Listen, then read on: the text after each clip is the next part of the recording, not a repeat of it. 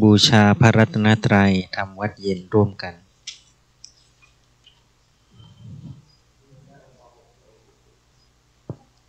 ต้องไปเปิดเครื่อง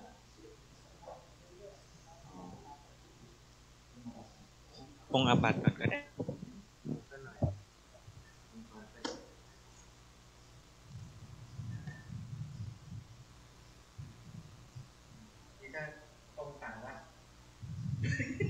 ไม่ใช่ใครเดี๋ยวต้องไปวัดอยู่มา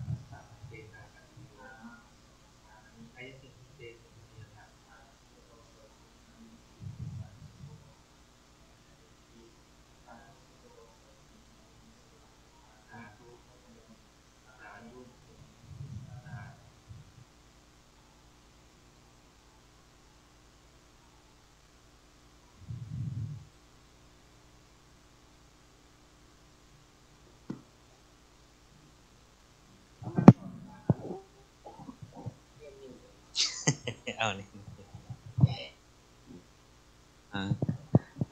กราบหนึ่ง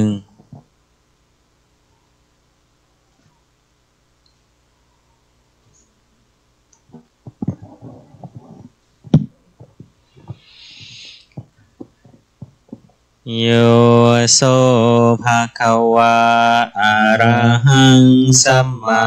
สัมพุทโธสวากขาโตเยนะภะคะวะตาธัมโมสุปฏิปันโนยัสสะภะคะวะโตสา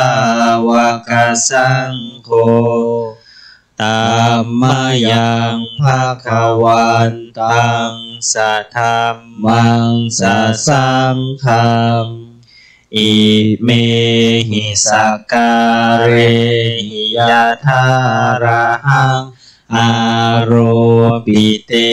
หิอาภิปูชยามะสาธุโนพันเตภะคะวะสุจิราปารินิพุตโตปิปัจฉิมาชนะตานุกัมปะมานัสสะอิเมสกการเรทุกขตาปันนาการะภูเตปฏิคันหาตุอัมหากังขีคารตังหิตายะสุขายะอะระหังสัมมาสัมพุทโธภะคะวะพุทธังภะคะวันตังอภิวาเทมิสวากขาโตภะคะวะตาธัมโมธัมมังนามัสสามิสุปฏิปันโนภะคะวะโตสา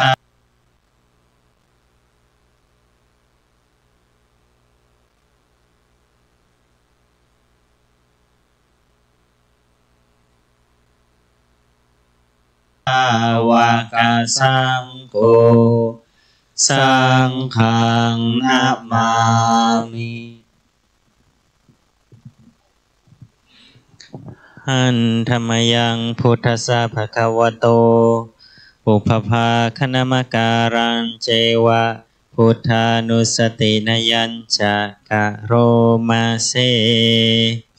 นะโมตัสสะภะคะวะโตอะระหะโตสัมมาสัมพุทธัสสะนะโมตัสสะภะคะวะโตอะระหะโตสัมมาสัมพุทธัสสะนะโมตัสสะภะคะวะโตอะระหะโตสัมมาสัมพุทธัสสะตังโคปนะภะคะวันตังเอวังกัลยาณุกิตติสัทโธอะปุคคโตอินติปิโสภะคะวะอะระหังสัมมาสัมพุทโธวิชาจารณะสัมปันโนสุขโตโลกวิทูอนุตตโรปุริสธรรมสารถิสัทธาเทวมนุสสานังพุทโธภควาติหันธรรมยังพุทธาภิคิติงกโรมาเสพุทธวาระหันตวรตาทิคุณาภิยุตโตสุทธาภิญาณการุณาหิสมาคตโตโพเทสิโยสุชานาตังกามลังวาสุโรวันหามหังตมารนังศิราสาชิเนทังพุทโธโยสัพพปานินังสารนังเขมามุตตมังปัฏฐามานุสติทานังวันทามิตังสิเรนะหังพุทธัสสะสมิทาโสวะพุทโธเมสามิกิสสโรพุทโธทุกขาสัคคตาจวิทาตาจหิตาสเมพุทธัสสะหังนิยาเทมิสาริรันชีวิตันจิทังวันทันโตหังจาริสามิพุทธัสเสวะสุโพธิตังนาทิเมสารนังอัญญังพุทโธเมสารนังวารังเอเตนะสัจวาเจนะวัฏฐายังสัตตุสัสสะเนพุทธังเมวันธรรมานินายังปุญญังปัสสุตังอิทังสัพพิปิอันตรายามิมาเหสุตัสสะเตชะสากายเยนะวาจายาวะเจตสาวาพุทเทกุกัมมังภกตังมยายังพุทโธปฏิคันหาตัวจยันตังกาไตรสังวลิตุงวะพุทเทหันธรรมยังธรรมานุสตินยังกาโรมาเสสวาคาโตภะคะวะตาธัมโมสันทิติโกอากาลิโกเอหิปัสสิโกโอ โอปานายิโกปัจจตังเวทิตาโพวินยูหิติหันธรรมยังธรรมาภิคิติงกโรมาเสสวาคาตาตาทิคุณโยคาวาเสนาไสโยโยมาคาปากะปริยาติวิโมคาเพโทอัมโมกุโลกะปตนาตถาธาริธาริวันธามหังตามหารังวรธรรมเมตังธัมโมโยสาภาปานินังสารนังเขมะมุตตะมังทุติยานุสติทานังวันธามิตังสิเรนะหังธัมมัสสาหาสมิทาโสวะธัมโมเมสามิกิสโรธัมโมทุกขาสัคคาตาจวิทาตาจหิตาสเมธัมมัสสาหังนิยาเทมิสาริรันชีวิตันจิทังวันทันโตหังจาริสามิธัมมาเสวะสุธัมมตังนาติเมสารนังอัญญังธัมโมเมสารนังวารังเอเตนะสัจวัจเจนะวัตตายังสัตถุสัสสเนธัมมังเมวันธรรมานินายังปุญญังปัสสุตังอิทะสัพเพปิอันตรายามิมเหสุงตัสสะเตชะสากายเยนะวาจายวะเจตสาวาธัมมิกุกัมมังปะกตังมยายังธัมโมปฏิคันหตุอัจจยันตังกาลันตเรสังวริตุงวะธัมมิหันธรรมยังสังขานุสตินยังกโรมาเสสุปฏิปันโนภะคะวะโตสาวกสังโฆวุชุปฏิปันโนภะคะวะโตสาวกสังโฆยายาปฏิปันโนภะคะวะโตสาวกสังโฆสามีจิปฏิปันโนภะคะวะโตสาวกสังโฆยาทิทังจัตตาริปุริสายุคานิอัตถปุริสปุคลาเอสะภะคะวะโตสาวกสังโฆอาหุนายโยปาหุนายโยทักขินายโยอัญชาริการณิโยอนุตตรังปุญญาเขตังโลกัสสติอันธรรมยังสังฆาภิคิติงคโรมาเสสัทธรรมโชสุปฏิปัตติคุณาทิยุตโตโยธาภิโตอริยปุคาลสังคเสโทศีลาทิธรรมปวาราสยกายจิตโตวันธามหังตมาริยานาคานังสุสุทังสังโฆโยสัพพปานินังสารนังเขมะมุตตะมัง ตติยานุสติทานะวันทามิตังสิเรนะหังสังฆาสาหัสมิทาโสวะ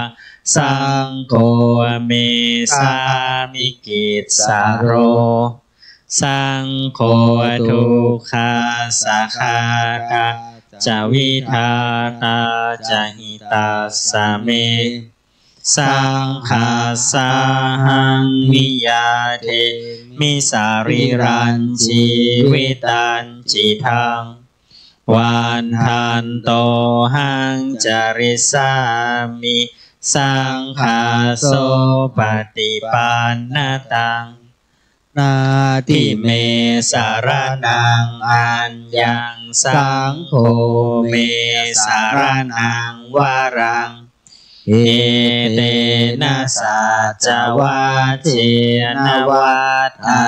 ยังสัตตุสาสเนสังฆังเมวันทามานีนายังปุญญังปัสสุตังอิทาสัพเพปิอันตรายามิมาเหสุงตัสสะเตชะสากายเนวาจายวะเจตสาวาสังเคกุกัมมังภกตังมยายังสังโฆปฏิคันหตุอัจจยันตังกาลันตะเรสังวริตุงวาสังเค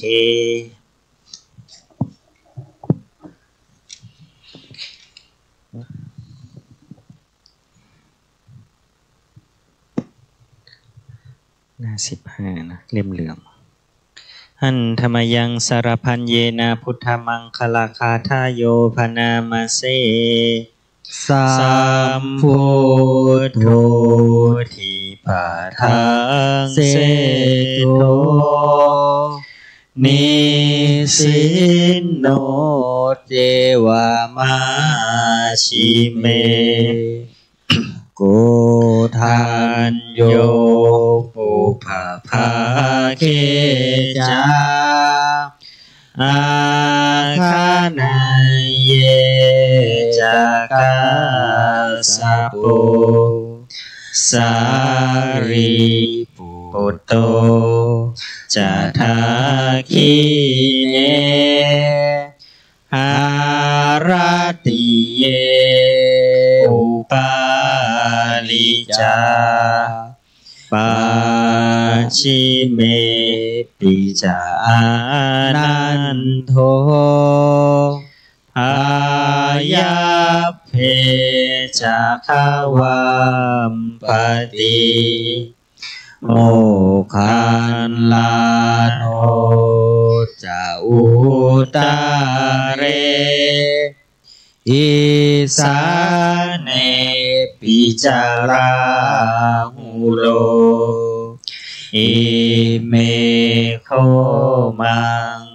คาลาพุทธาสั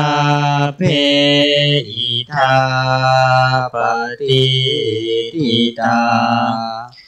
วันทิตาเตจะอัมเหหิสักการเรจะปุชิตาเอเตสังอานุภาเวนะสั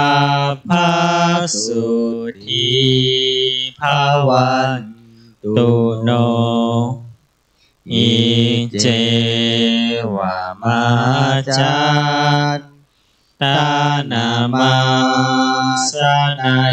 ยังนามาสมา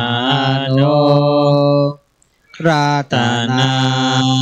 ตายังยังปุญญาภิสันทังวิปุลังอาลาทังตัสสานุภาเวนะตันตรายโยหั นธรรมยังอติตาปัจเจเวคณาปาทังพนามาเสอาชามายาอปัจเจเวคิตาวายังจีวารังปาริพุตังตังยาวะเทวาสิตาสะปฏิฆาตายะอุณหาสะปฏิฆาตายะดังสมากัสสวะตาตาปสิริงสัพพสัมภัสสานังปฏิฆาตายะยาวะเทวาหิริโกปินาปฏิชาตนาทังอาชามายาอปัจเจเวคิตาวาโยปิตาปาโตปาริพุโตโสเนวะทวายานามัทายานามันตนายานาวิภูสนายายาวะเทวะอิมัสสกายาสัทธิติยายาปนายาวิหิงสุปารติยาพรหมจาริยานุกาหายาอิติปุรานันจะเวทนังปฏิหังคามีนวันจะเวทนังนาอุปาเทสามิยาตาราจะเมภวิสติอนวัชตาจะภาสุวิหารโรจาติอาชามายาอปัจเจเวคิตาวายังเสนาสนังปริพุตตังตังยาวาเทวาสิตัสสะปฏิฆาตายะอุณหัสสะปฏิฆาตายะดังสมากัสสวะตาตาปสิริงสัพพสัมภัสสานังปฏิฆาตายะยาวะเทวะอุตุปริสยาวิโนทนังปฏิสัลลานารามทังอาชามายาอปัจเจเวคิตาวาโยคิลานาปัจจยาเพสัชฌปริฆาโรปริพุตโตโสยาวาเทวะอุปันนานังวัยยาภาธิกานังเวทนานังปฏิฆาตายะอาภยาปัจฉาปรมาตายาติสวดธรรมจักรแล้วกันเนาะอยู่ที่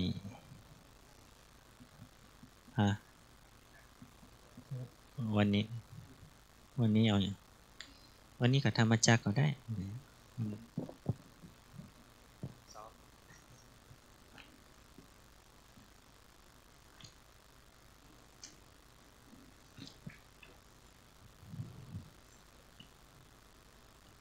หน้าเล่มเหลือง86นะธรรมจักรกับปวัตตนสูตร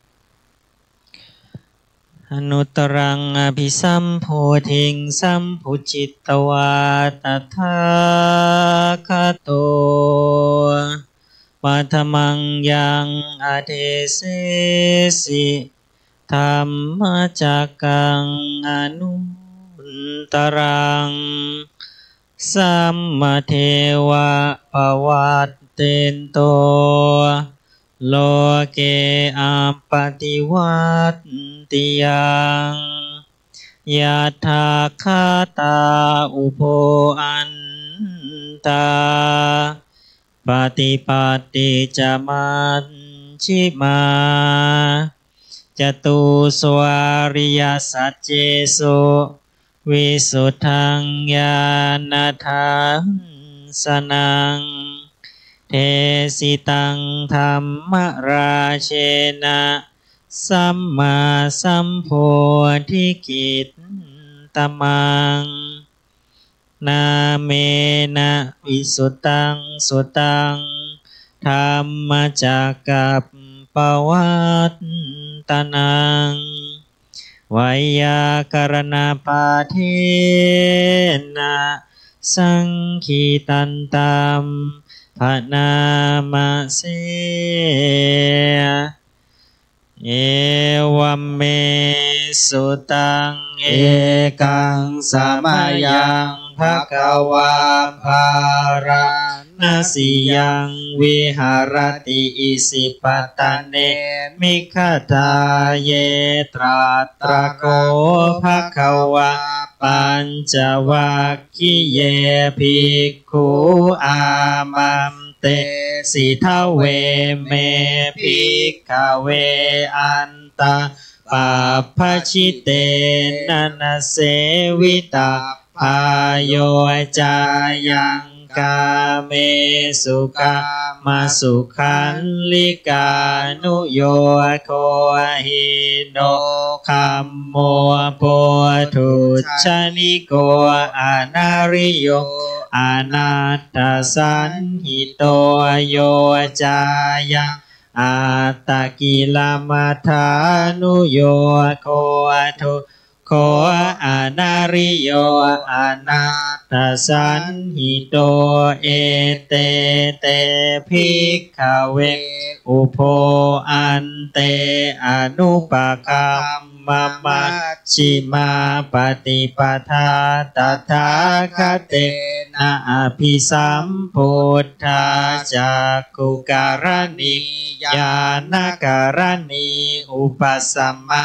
ยะอภิญญายสัมโพธายานิพานายสังวัตติกตมาจัสสาภิกขเวมัชฌิมาปฏิปทานตถาคเตนะอภิสัมพุทธาจักขุการณิญาณการณิอุปสัมมายะอภิญญายสัมโพธายานิพานายสังวัตติอายะเมวะอริโยอัตถังคิโกมัคโคไส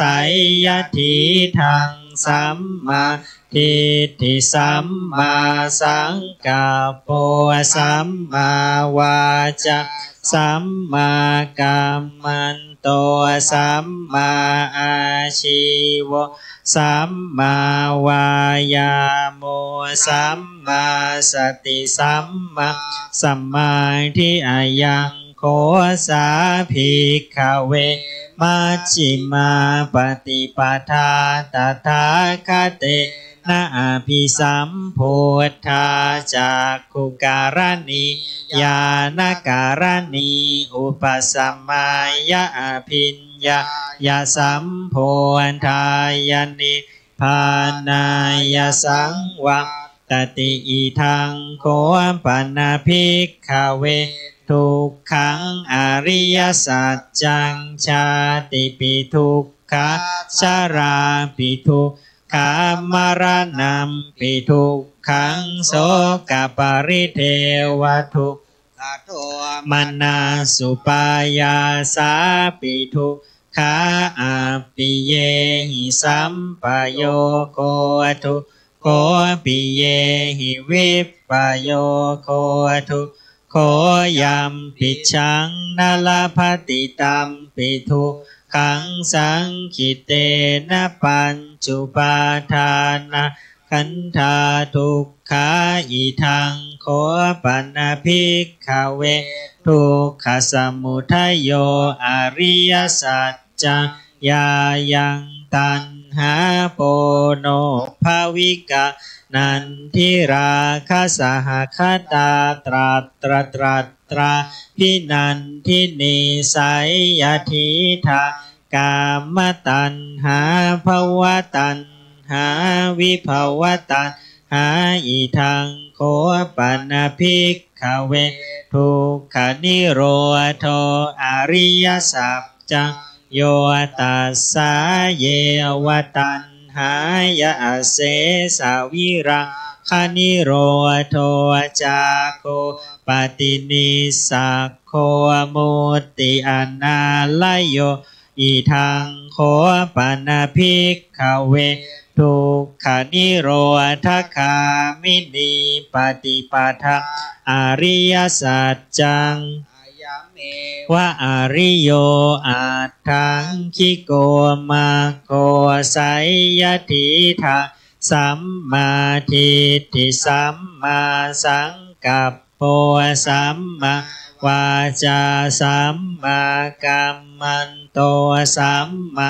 อาชีวะสัมมาวายาโมสัมมาสติสัมมาสัมมาทิฏฐิทังทุกขังอริยสัจจันติเม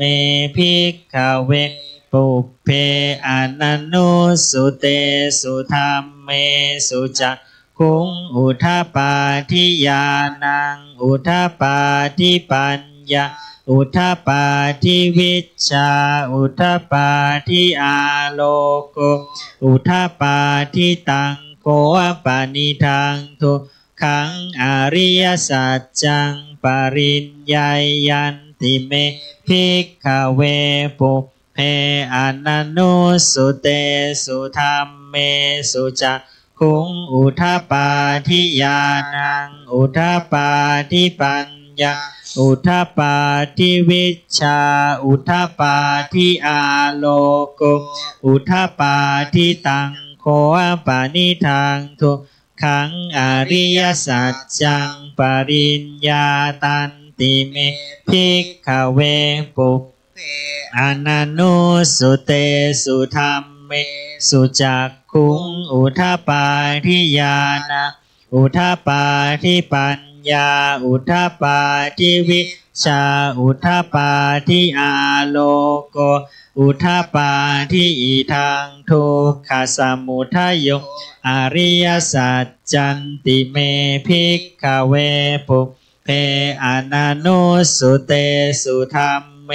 สุจักขุงอุทาปาทิญาณังอุทาปาทิปัญญาอุทาปาทิวิชชาอุทาปาทิอาโล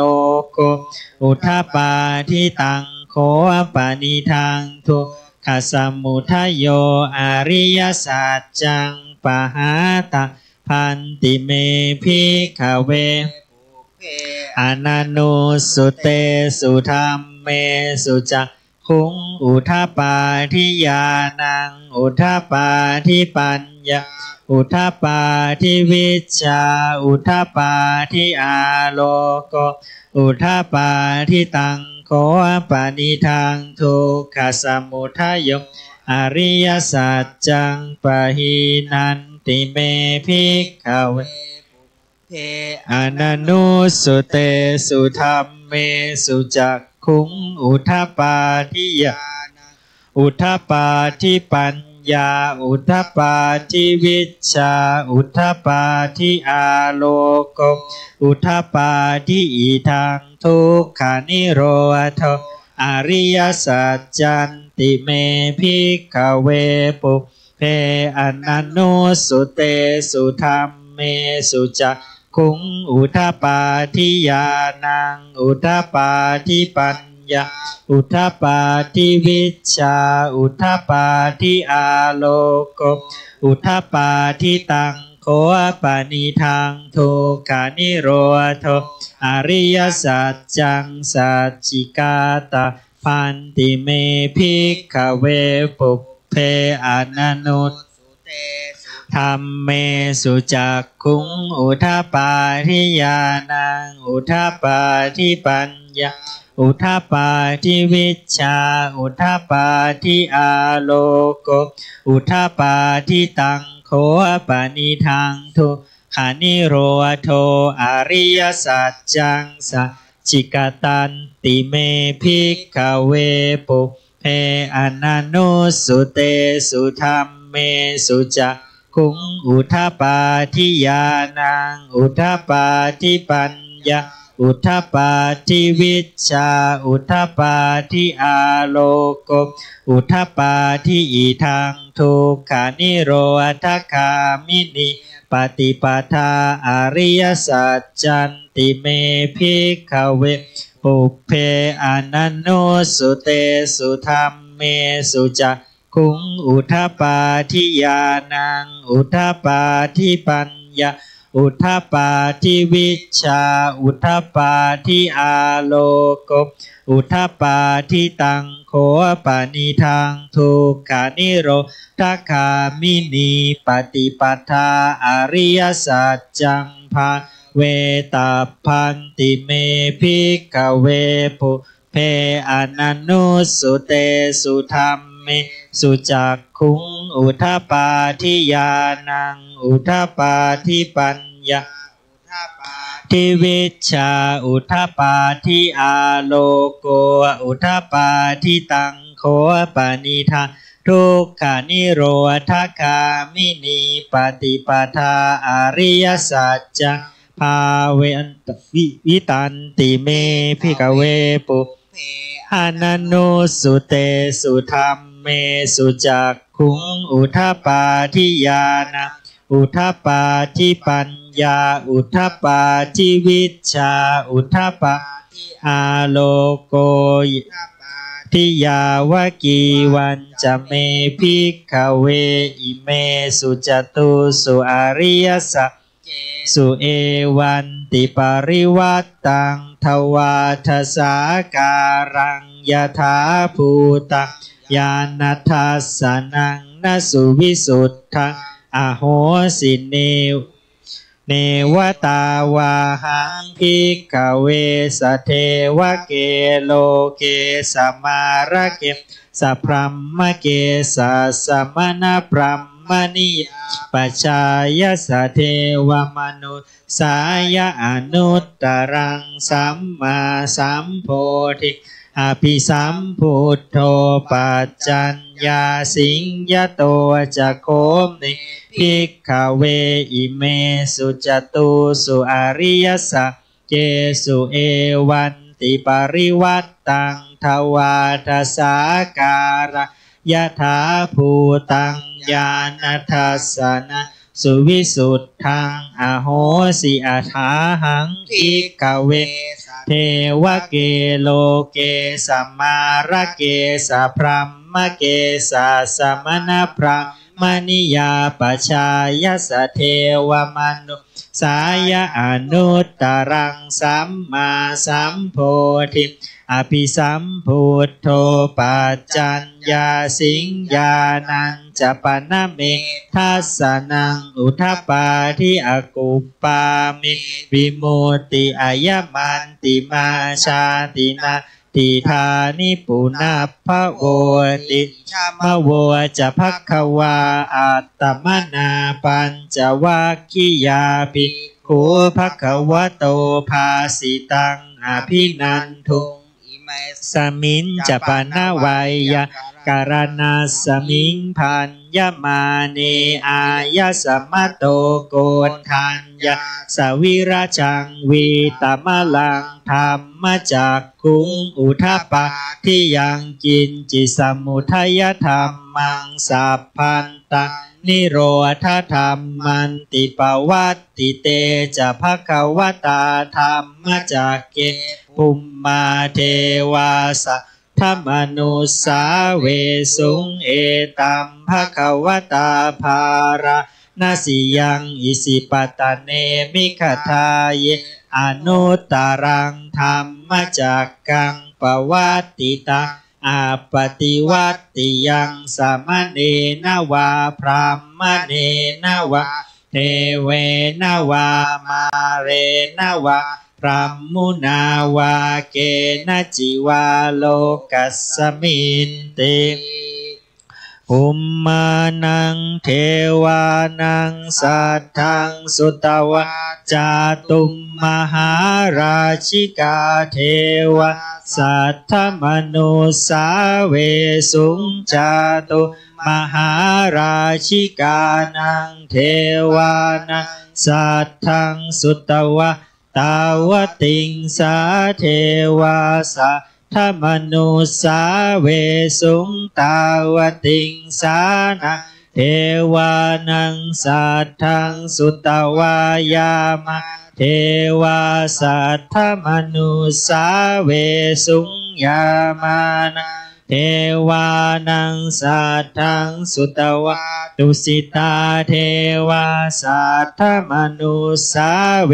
สุตุสิตานังเทวานังสัทธังสุตวะนิมมานารติเท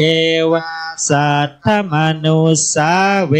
สุงนิมมานารตินังเทวาสัทธังสุตวะปารนิมมิตวสวัตติเทวะสัทธมนุสาเวสุงปารนิมมิตวสวัตติเทวานังสัทธังสุตวะพ พรหมปาริสัชชาเทวาสัตตมนุสาเวสุงพรหมปโรหิตานังเทวานังสัตถังสุตวะพรหมเทวาสัตตมนุสาเวสุงมหาพรหมานะเทวานังสัตถังสุตวะปริตตาภาเทวาสัทธมนุสาเวสุปริตตาภานังเทวานังสัทธังสุตวะอัปปมานาภาเทวาสัทธมนุสาเวสุอัปปมานาภานังเทวานังสัทธังสุตวะอาภัสราเทวาสัทธมนุสาเวสุงอาภัสรานังเทวานังสัทธังสุตวะปริตตสุภาเทวาสัทธมนุสาเวสุงปริตตสุภานังเทวานังทังสุตวะอัปปมาณสุภาเทวาสัทธมนุสาเวสุงอัปปมาณสุภานะเทวานังสัทธังสุตวะสุภกินหักกาเทวาสัทธมนุสาเวสุงสุภกินหักกานังเทวานังสัทธังสุตวะเวหัพพลาเทวาสัทธมนุสาเวสุงเวหัพพลานังเทวานังสัทธังสุตวะอวิหาเทวาสัทธมนุสาเวสุงอวิหานะเทวานังสัทธังสุตวะปาเท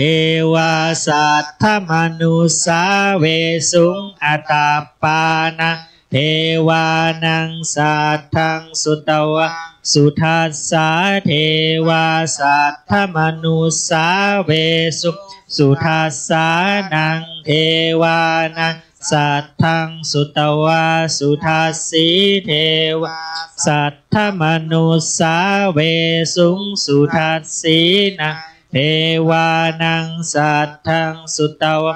อากานิทกาเทวาสัทธมนุสาเวสุงเอตัมภควตาภาระนสิยังอิสิปตะเนมิคทาเยอนุตตรังธรรมจักกังปวัตติตังอาปฏิวัตติยังสมณเณนวาพรหมเณนวาเทเวนวามาเรนวาพรหมุนาวาเกณจิวาโลกัสสมินติอิติหะเตนะคะเนนะเตนะมุหุเตนะยะวะพรหมโลกาสัตโธอาภุคาจิอายะจัทสะสหัสสีโลกธาตุสังกะปิสัมปะกัมปิสัมปะเวทิอัปปมาโนจะโอลาโลทาโสโลเกปาตุระโหสิอติกัมเมวะเทวานังเทวานุภาวะอัทโคภควาอุทานังอุทานิสิอัญญาสิวัตโพโกนทันโยอัญญาสิวัตโพโกนทันโยติอิติหิทังอายะสมโตโกนทันยาสะอัญญาโกนทันโยตเววนามังอาโหสิติหันธรรมยังอุทิศนาทิธานาคาทาโยพนามาเสอิมินาปุญญกรรมเมนะอุปัชฌายาคุณุตตราอาจาริยุปการาจามาตาปิตาจยาตกาสุริโยจันทิมาราชาคุณวันตานาราปิจาพรหมมาราชาอินทาจโลกาปาลาจเทวตายาโมมิตามนุสาจามัชตาเวริกาปิจาสัพเพสัตตาสุขีโหนตุปุญญานิปกตานิเม สุขัง จติวิทังเทนตุกิปังปาเปทาโวมาตังอิมินาปุญญกรรมเมนะอิมินาอุติเสนาจากิปาหังสุลเพเจวะตันหุปาทานาเชทนังเยสันตาเนหินาธรรมายาวานิพานโตมะมังนาสันตุสัพพทาเยวายัตถาชาโตภเวภเวอุชุจิตตังสติปัญญาสัลเลโกวิริยัมหินามาราระพันตุโนกาสังกาตุจาวิริเยสุเมพุทธาทิปาวโรนาโทธัมโมนาโทวรุตตโมนาโทปัจเจกพุทโธจาสังโฆนาโทตโรมะมังเตโสตมานุภาเวนะมาโรกาสังละพันตุมานั่งสมาธิสักครู่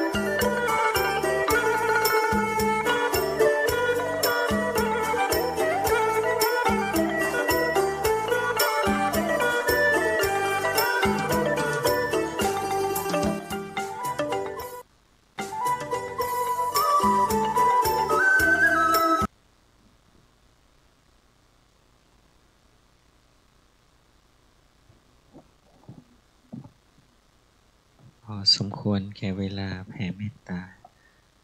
สัพเพสัตตาสัตว์ทั้งหลายที่เป็นเพื่อนทุกข์เกิดแก่เจ็บตายด้วยกันทั้งหมดทั้งสิ้นอเวราจงเป็นสุขเถิดอย่าได้มีเวรแก่กันและกันเลยอาพยาปัจจาจงเป็นสุขเถิด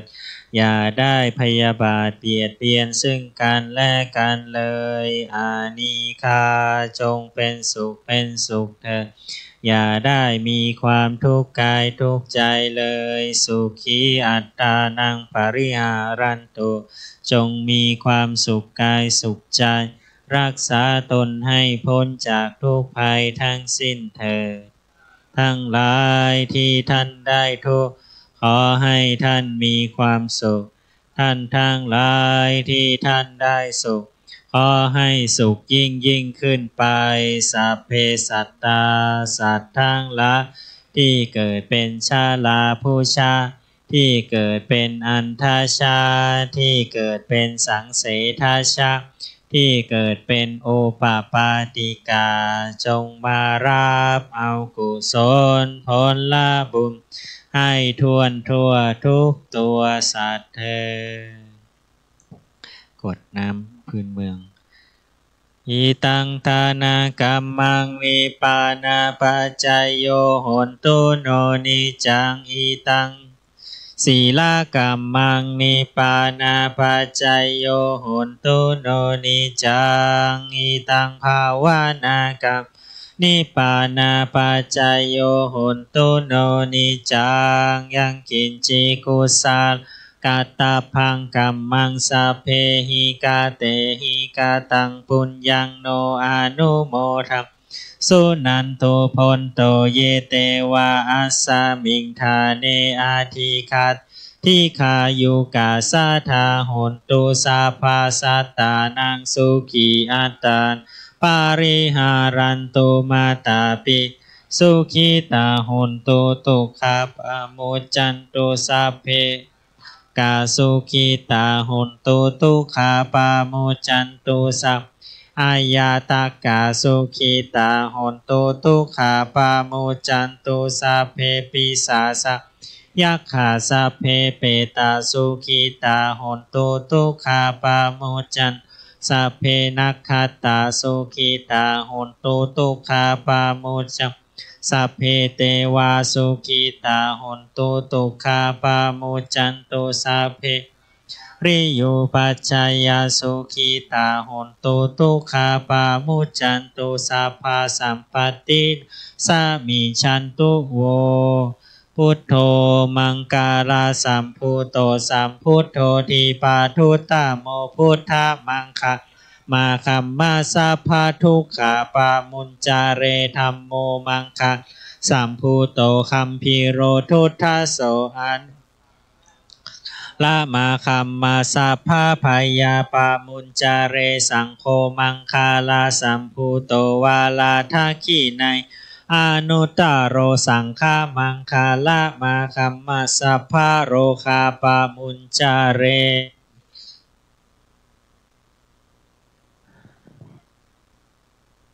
มิพุทธังสัพพังเมโทสังฆามาทาเมพันเตวันทามิธัมมังสัพพังเมโทสังฆามาทาเมวันทามิสังฆังสัพพังเมโทสังฆามาทาเมพันวันทามิคารุอุปจายาจาริเยสัพพังเมโทสังฆามาทาพันเตวันทามิกัมสัพพังเมโทสังฆามาทาเมพันเตวันทามิอาราเมพัทธสีมาสัพพังเมโทสังฆามาทาเมพันเตวันทามิเจติสัพพังสัพพัทธาเนสุปฏิทิตาสารีราธาตุมหาโพธิงพุทธารุสักกาลังสัทธานาคาโลเกเทวาโลเกพรหมโลเกชัมพูทิลังกาทิเปสารีราธาตุโยเกสาธาตุอาราหันตาธาตุโยเจติยังคันทากุติงจตุราสิติสาหเสมัคขันเทสะเพสทาเจติอหังวันตามิสัพพะโส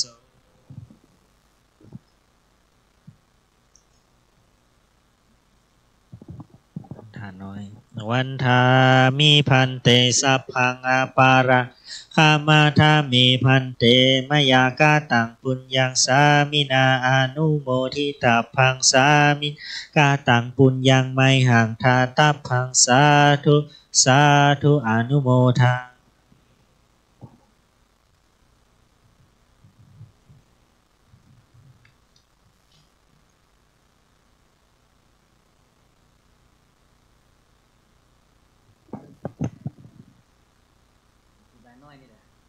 วันทามิพันเตสัพพังอาปาระทังคังนาปฏิพันเตมยากาตังปุญญังสามินาอนุโมทิตาพัง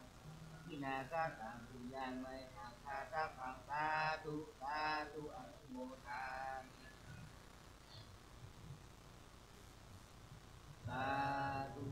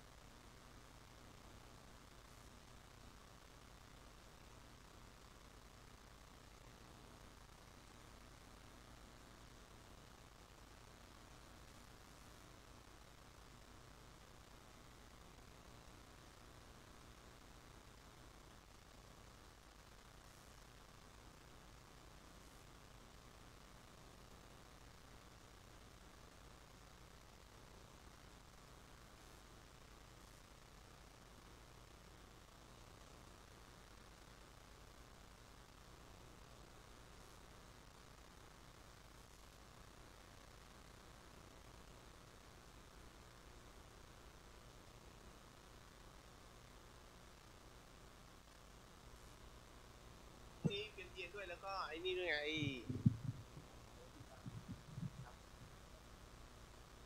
แล้วครูวาทับปฏิโมกข์งั้นเอาธรรมจักรเอาบทแบบป๊อป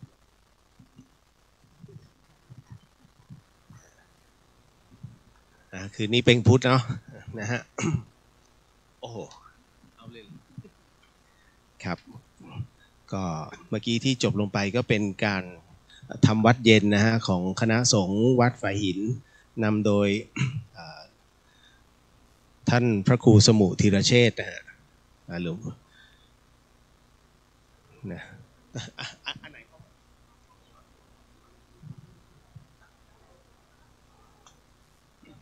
ครับ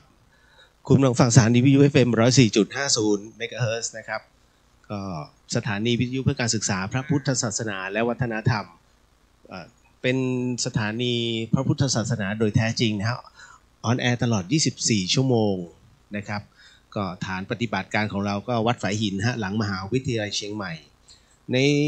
ในช่วงนี้นะครับเดี๋ยวขอเป็นการประชาสัมพันธ์นะฮะแล้วก็จะเล่าเรื่องราวในเรื่องของวันเป็งปุ๊ดนะภาษาเหนือนะเขาบอกว่าวันนี้ฮะก็คือขึ้น14ค่ำเดือน3นะฮะแต่ว่าจริงๆแล้ววันมาฆบูชาในวันพรุ่งนี้มันจะตรงกันนะว่าชาวเหนือจะมี เราจะมีจริงๆมันเป็นความเชื่อนะฮะว่าถ้าวันพรุ่งนี้เป็นวันพุธเป็นวันเพ็ญขึ้น15ค่ำก่อนหน้านั้น1วันเขาจะมีความเชื่อว่าพระอุปคุตนะฮะจะขึ้นมานะฮะก็เรียกจำแรงพระอุปคุตยังไม่ถึงพระนิพพานนะฮะเดี๋ยวหลายๆท่านจะสงสัยนะครับเดี๋ยวจะเล่าให้ฟังแล้วกันนะเรื่องเรานะแต่ก่อนอื่นก็ขอประชาสัมพันธ์ก่อนวันนี้เมื่อช่วงบ่ายที่ผ่านมาก็จะเป็นการอัญเชิญนะฮะในส่วนของพระธาตุรวมไปถึงพระบทนะฮะแล้วก็พระพุทธรูปดอกไม้หลายคนสงสัยเป็นยังไงพระพุทธรูปดอกไม้จริงๆแล้วเป็นพระพุทธรูปปางสมาธินะฮะแล้วก็มวลสารในการเอามาทำนะเป็นพระพุทธรูปนั้นก็คือเป็นดอกไม้ที่เหล่าพุทธศาสนิกชนนั้นนำเอามาเป็นพุทธบูชานะครับแล้วจากนั้นเนี่ยก็จะเอามาบดนะครับเพื่อเป็นมวลสารหลังจากนั้นนะฮะก็จะหล่อขึ้นมานะครับอัดพิมพ์ขึ้นมานะเป็นพระพุทธรูปปางสมาธิซึ่งถือได้ว่าใช้ดอกไม้ถึง100,000 ดอกด้วยกันนะฮะ100,000 ดอกด้วยกันนะครับแล้วก็ปัจจุบันนั้นนำไปประดิษฐานอยู่ที่วัดแสนเมืองมานะฮะในคูเมืองจังหวัดเชียงใหม่แต่จริงๆแล้วเนี่ยท่านพระครูธีระสุตพจน์หรือว่าท่านพระอาจารย์มหาสง่านั้นนะซึ่งเป็นเจ้าอาวาสวัดผาลาดนะครับท่านมีความประสงค์ว่าจะนำเอาพระพุทธรูปดอกไม้เนี่ยไปประดิษฐานไว้บนวัดผาลาดโดยถาวรแต่เนื่องจากว่าบนวัดผาลาดนั้นมีความชื้นสูงมากครับคุณผู้ฟังครับนะฮะก็ทำให้พระพุทธรูปนั้นขึ้นรานะฮะขึ้นราก็ต้องให้ช่างนะฮะมาทำการซ่อมแซมจนกระทั่งไอตัวราที่มันเกาะพระพุทธรูปนั้นน่ะหายไปแต่หายไปแค่3วันฮะหายไปแค่3วันปรากฏว่าราขึ้นอีกก็เลยยังทำความลำบากต้องใช้คำว่าทำความลำบากให้กับเหล่าคณะภิกษุนะพระภิกษุบนวัดผาลาดเนี่ยที่ต้องสลับสับเปลี่ยนมาทำความสะอาดกันทุกวันดังนั้นเนี่ยในเรื่องของการภาวนามันจึงไม่ก้าวหน้าที่ไม่ก้าวหน้าเพราะมันมีความเป็นห่วงว่าพระพุทธรูปจะขึ้นราอีกไหมนะฮะมันมีความกังวลฮะเพราะฉะนั้นท่านจำไว้อย่างหนึ่งว่าเวลาในเรื่องของการนำภาวนาหรือว่าในเรื่องของทำสมาธิหรือตามเนี่ยห้ามมีห่วงหรือว่ามีกังวลเพราะใจมันไม่ว่างพอใจไม่ว่างมันมีนิวรณ์เกิดขึ้นปุ๊บเนี่ยความลังเลสงสัยความเครือบแคลงใจเกิดขึ้นเนี่ยมันไม่สงบอ่ะนี่แหละฮะมันจึงเกิดความลำบากเกิดขึ้นบนวัดผาลาดท่านก็เลยมองว่าถ้าอย่างนั้นลองอัญเชิญกลับที่วัดแสนเมืองมาปรากฏว่าพออัญเชิญพระพุทธรูปดอกไม้เนี่ยกลับไปที่วัดแสนเมืองมาเนี่ยราไม่ขึ้นฮะที่ราไม่ขึ้นก็เพราะว่าความชื้นไม่มีนะฮะแล้วอุณหภูมิสัมผัสเนี่ยได้ที่แล้วอากาศกำลังดีดังนั้นเชื้อราจริงๆเนี่ยในดอกไม้เนี่ยที่เราเอามาบูชาเป็นพุทธบูชาให้กับพระพุทธรูปเนี่ยมันจะมีเขาเรียกอับสปอร์เนาะมันเป็นอับสปอร์ของเชื้อราอยู่ดังนั้นเนี่ยฮะมันพร้อมที่จะปะทุได้ตลอดเวลาถ้าเมื่อไหร่ก็ตามที่ความชื้นมันได้นะดังนั้นเนี่ยมันจึงเกิดตรงนี้ขึ้นมาพระอาจารย์ก็เลยมองว่า ไหนๆก็ไหนๆแล้วในโบราณกาลในเทศบาลตำบลสุเทพของเราเนี่ยฮะนะครับก็ต้องบอกว่ามีพิธีโบราณมาแต่เนิ่นนานแล้วฮะตั้งแต่ในสมัยพระเจ้าติโลกราชเลยนะฮะตั้งแต่นำเอาพระบรมสารีริกธาตุอัญเชิญขึ้นสู่วัดพระธาตุดอยสุเทพด้วยซ้ำอารมณ์นั้นเลยฮะคุณผู้ฟังนะฮะเพราะฉะนั้นเนี่ยท่านก็เลยมองว่าอ่ะไหนๆมันเป็นช่วงหนึ่งของสิ่งที่เกิดขึ้นมาแล้วในอดีตงั้นเรามารื้อฟื้นกันนะฮะดังนั้นประเพณีตั้งแต่บัดนี้เป็นต้นไปนะประเพณีของเขตเทศบาลตำบลสุเทพนะจะมีด้วยกัน3ประเพณีนะเป็นประเพณีแต่เขาเรียกว่าแต่ละช่วงเวลานะวันเพ็ญเดือนเรียกว่าวันเพ็ญเดือน3เดือน3ที่เป็นเดือน3ของภาคเหนือเดือน3ภาคเหนือคือเดือนธันวาคมก็จะเป็นการส่งน้ำพระธาตุแสงจันทร์พระธาตุแสงจันทร์ก็จะอยู่หลังวัดอุโมงค์นะฮะเรียกว่าเป็นโบราณสถานซึ่งได้รับการบูรณะพอประมาณนะฮะแล้วก็รอว่าจะเข้าในส่วนของยูเนสโกหรือเปล่านะฮะก็ณตรงนี้นะฮะก็จะเป็นการส่งน้ำวัดพระธาตุแสงจันทร์ต่อมาในวันเพ็ญเดือน5ก็คือเดือน3อย่างงงนะฮะเดือน3ปกติของเราชาวพุทธแต่เป็นวันเพ็ญเป็นเดือน5ของชาวเหนือนะเป็นเดือน5ของชาวเหนือก็คือเดือนนี้ฮะเดือนกุมภาพันธ์เดือนกุมภาพันธ์ช่วงก่อนมาฆบูชา1วัน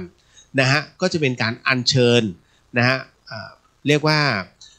น้ำนะฮะน้ำศักดิ์สิทธิ์เนี่ยฮะไปขึ้นไปส่งน้ำหรือแล้วก็ผ้านะครับไม่ว่าจะเป็นผ้าบทหรือว่าผ้าห่มพระธาตุเนี่ยเอาไปห่มที่วัดพระธาตุไปพระธาตุแสนสุขอยู่บนวัดผาลาด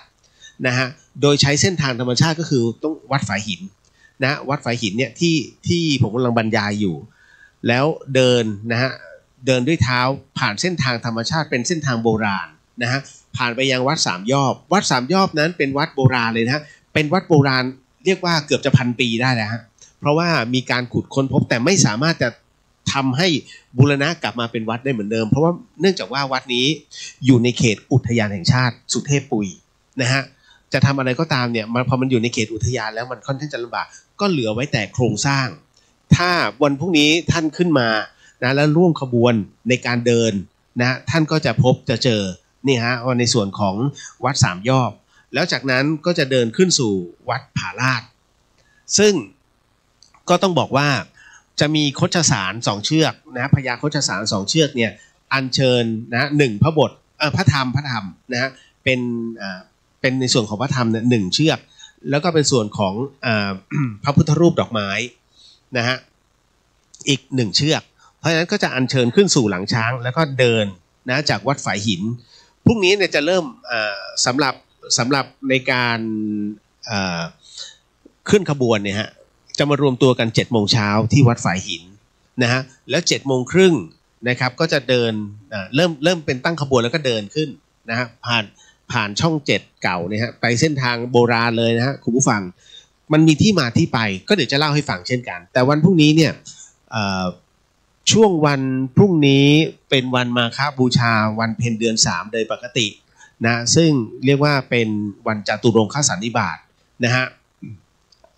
ก็มีพระภิกษุ 1,250 รูปนะฮะมาประชุมกันโดยมิได้นัดหมายที่เวรุวัน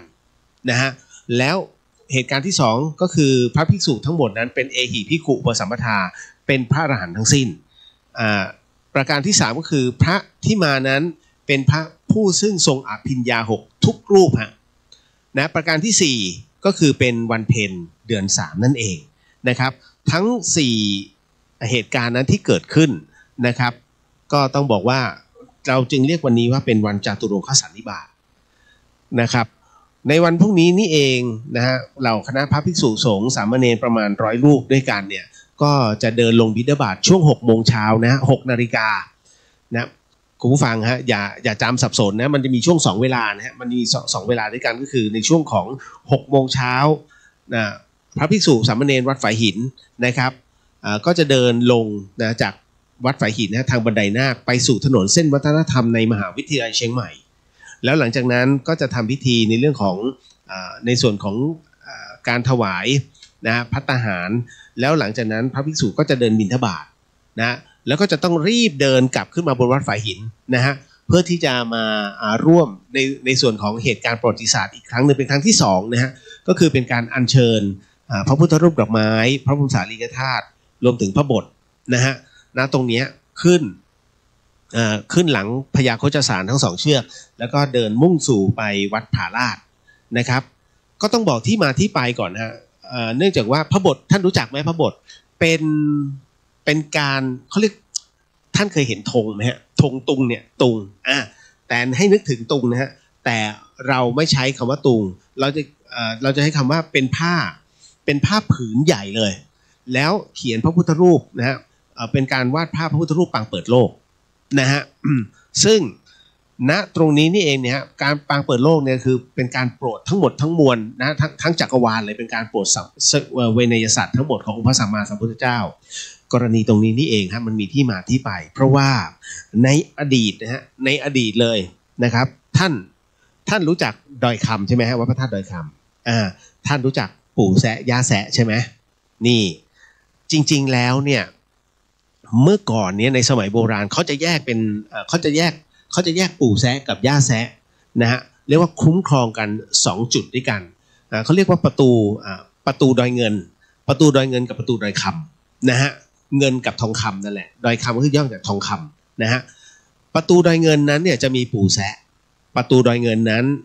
ในอดีตอยู่ที่ตรงสวนอาหารกาแลเป็นตรงนั้นเลยนะฮะแล้วทุกๆปีเนี่ยเขาจะมีการบูชาเขาเรียกว่าบูชายันด้วยควาย1 ตัวนะส่วนประตูดอยคำจะมีย่าแซะก็ต้องบูชายันด้วยควาย1 ตัวดังนั้นทุกปีในอดีตนะฮะจะมีการบูชายันด้วยควายนะฮะทั้งหมดทั้งมวลเนี่ยทั้ง2 ประตูนะฮะแล้วคราวนี้ครูบาหลวงวัดฝ่ายหินก็คือพระครูบาอภัยสารธาสังฆปาโมกข์นะซึ่งเป็นสังฆราชารูปแรกของล้านนานะซึ่งท่านจำอยู่ที่วัดฝ่ายหินแห่งนี้นะฮะก็ต้องบอกว่าท่านเห็นการฆ่าตลอดเลยจนท่านมองว่ามันโยมจะต้องทำการฆ่าสัตว์ตลอดทุกปีแล้วเห็นใจในเรื่องของสัตว์ก็เลยขอว่าเส้นทางเนี่ยในส่วนของเส้นทางตรงนี้ฮะที่ขึ้นประตูจากประตูดอยเงินเนี่ยก็ต้องขึ้นไปส่งน้ำพระธาตุอยู่แล้วดังนั้นครูบาหลวงนะครูบาภัยสารธานเนี่ยท่านก็เลยขออนุญาตก็คือขอบิณฑบาตนั่นแหละว่าปู่แซะถือศีล 5ไปเนอร์นะฮะแล้วก็ณตรงนี้ทุกคนเวลาผ่านประตูตรงนี้เพื่อเอาน้ำไปส่งพระธาตุนะพระธาตุก็คือวัดพระธาตุดอยสุเทพเนี่ยนะก็จะได้จิตใจบริสุทธิ์ด้วยไม่ต้องไปฆ่าสัตว์ตั้งแต่นั้นเป็นต้นมานะฮะประตูเงินจึงถูกยุบลงแล้วเอาปู่แซะนั้นไปรวมไว้ที่ดอยคำนะตรงนั้นท่านก็จะเห็นว่ามีศาลปู่แซะกับย่าแซะนะฮะส่วนประตูดอยเงินนั้นภายหลังนะเมื่อเหตุการณ์นั้นผ่านไปนะครับมีการประกาศพื้นที่เป็นเขตป่าอนุรักษ์ปุ๊บเนี่ยนะเป็นเขตอุทยานปุ๊บประตูดอยเงินจึงถูกยุบลงนะฮะปัจจุบันนั้นก็เลยมีการฟื้นฟูประตูดอยเงินใหม่โดยใช้ประตูทางขึ้นของวัดฝ่ายหินเนี่ยนะฮะของวัดฝ่ายหินเนี่ยให้เป็นประตูดอยเงินนะแล้วก็ขึ้นสู่นะเส้นทางนะที่ขึ้นสู่วัดผาลาดจริงๆแล้วเมื่อก่อนเนี้ยวัดผาลาดเป็นเขาเรียกว่าเป็นจุดพักครึ่งเรียกว่าเป็นจุดพักในช่วงแรกๆของแล้วก็มีการทำการค้าอยู่ตรงวัดผาลาดนะฮะที่ท่านเห็นเจดีย์แสนสุขนะฮะเมื่อก่อนนั้นทำโดยเหล่าข้าบดีก็คือเรียกว่าเป็นพ่อค้าของชาวพม่านี่แหละแล้วก็นำเอาทรัพย์สินทั้งหลายเนี่ยนะร่วมกันแล้วก็ก่อเป็นเจดีย์นะเป็นเจดีย์ขึ้นมาแล้วก็ก่อขึ้นนะตรงนั้นนะจนถึงปัจจุบันนี้นะครับแล้วก็หลังจากนั้นก็มีการสร้างขึ้นมาเรื่อยกลายเป็นพื้นที่ที่เรียกว่าหลายๆคนก็มาชุมนุมกันนะฮะในอดีตเรื่องเล่าของแปะชวนนะฮะซึ่งก็จะมีเรื่องเล่านะฮะเอาขนมเปี๊ยะขึ้นไปขายนะตรงนั้นแล้วกลับมาพักที่วัดฝายหินก็ยังมีอยู่ในบันทึกนะฮะตรงนี้ในส่วนของวัดผาลาดนี่เองครับพอท้ายที่สุดแล้วเมื่อเห็นได้ตามสมควรจึงมีการบูรณะแล้วก็จัดสร้างเป็นวัดขึ้นมานะฮะวัดผาลาดหลายๆท่านอาจจะเข้าใจผิดว่าเป็นวัดว่าเขาเรียกนามต่อว่าสกิทาคามีนั้นไม่ใช่นะฮะผาลาดก็คือวัดผาลาดเลยผาลาดก็คือเขาเหมือนวัดหงส์ใช่ไหมฮะผมจำไม่ค่อยได้แต่ไม่ใช่สกิทาคามีนะฮะ อย่าจำผิดนะฮะณตรงนี้เองเนี่ยท่านพระอาจารย์นะท่านพระครูธีรสุตพจน์นั้นท่านก็บอกว่ามันเป็นความผิดของท่านเองที่ท่านไปเติมตรงนั้น จริงๆแล้วเนี่ยนะฮะวัดศรีโสดานั้นเป็นวัดแรกส่วนสกิทาคามีแท้จริงแล้วนะฮะก็จะเป็นในช่วงของวัดก็คือในช่วงของอนาคามีเนี่ยอุทยานอนาคามีในปัจจุบันเนี่ยมันต้องล่นขึ้นไปนะที่เป็นไฟป่าเนี่ยตรงนั้นคือสกิทาคามีนะเป็นวัดสกิทาคามีแล้วขึ้นไปอีกตรงหอดูดาวสิรินธรนะฮะณตรงนั้นน่ะอนาคามีซึ่งเดิมทีณตรงนั้นนะจากความเขาเรียกคำบอกเล่าของพ่ออุ้ยแม่อุ้ยแล้วก็เหล่าคณะอาจารย์รุ่นเก่าๆของมหาวิทยาลัยเชียงใหม่เนี่ยท่านก็บอกว่าเมื่อก่อนเนี้ยตรงเนี้ยมันเคยมีเรียกว่าเป็นสะพานนะเป็นสะพานแล้วก็มีฐานนะเป็นฐานเหมือนคล้ายๆฐานอุโบสถนะแต่ว่ามันเหลือไม่เยอะแล้วจนกระทั่งมันโดนน้ำป่าเนี่ยพัดแล้วก็ทลายลงพอทลายลงเสร็จปุ๊บจึงหาซากตรงนั้นไม่เจอแต่มันอยู่ตรงข้ามหอดูดาวสิรินธรครับตรงเนี้ยเขาถึงได้บอกว่านี่คือวัดอนาคามีนะฮะพอสกิทาอยู่ตรงไฟป่าแล้วตรงนี้จะเป็นอนาคามีแล้วตามด้วยวัดดอยสุเทพนะฮะนั่นคือเป็นวัดแห่งความเป็นอรหันต์นะฮะก็คือท่านจะทำตามเขาเรียกว่ากุศโลบายนะกุศโลบายทางธรรมนะฮะผมกลัวว่าจะบรรยายผิดพลาดก็เลยไม่กล้าว่าจะเอาข้อไหนเอามาแต่ว่าจริงๆแล้วเนี่ยมันมีเหตุผลของมันนะฮะ พอมาในส่วนตรงนี้ฮะต้องบอกว่าในส่วนของการดำเนินการที่จะต้องเอาพระธาตุเนี่ยขึ้นสู่วัดผาลาดนะตรงนี้ฮะก็ถือได้ว่าเป็นการฟื้นฟูประเพณีในการเดินขึ้นดอยอีกครั้งหนึ่งก็คือเหมือนกับว่าเป็นการบูชาพระธาตุแสนสุขก็คือเอาผ้านะฮะใช้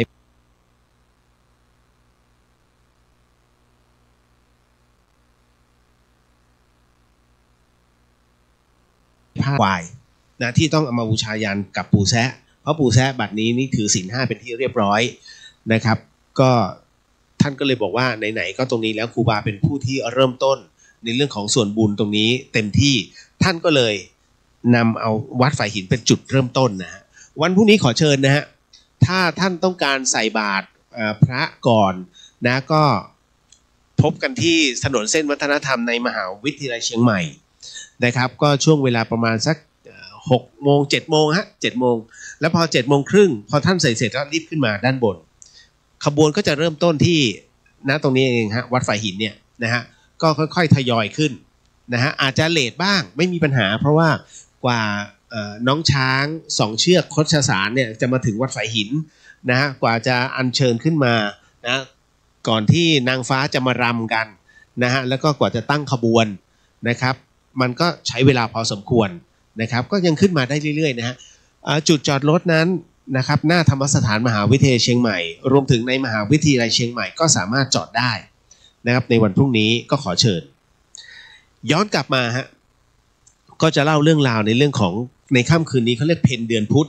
เขาเรียกเพนวันพุธนั่นคือเขาเรียกเป่งพุธเนาะนะฮะในส่วนของประเพณีเป่งพุธเนี่ยหรือว่าตักบาตรพระอุปคุตนะหรือว่าตักบาตรเที่ยงคืนเนี่ยมันมีเรื่องราวครับคุณฟังเรื่องราวตรงนี้เกิดขึ้นหลังจากที่เดี๋ยวก่อนต้องบอกว่าทุกอย่างเนี่ยฮะให้ฟังหูไว้หูใช้วิจารณญาณนะฮะเขาบอกว่าอย่างนี้ครับหลังจากที่องค์พระสัมมาสัมพุทธเจ้าได้นิพพานไปแล้วเนี่ยราว200 ปีนะฮะราวประมาณ200 ปีนะครับบางตำราก็บอก500 ปีบางตำราบอก50 ปีนะฮะก็ปรากฏว่าในช่วงตรงนั้นเองนะครับพระเจ้าอโศกมหาราชท่านก็น่าจะ300 ปีนะในสมัยพระเจ้าอโศกมหาราชนั้นนะท่านก็ได้พยายามจะนำเอานะรวบรวมพระบรมสารีริกธาตุพระบรมสารีริกธาตุนั้นหมายถึงกระดูกของพระพุทธเจ้านะฮะกระดูกของพระพุทธเจ้า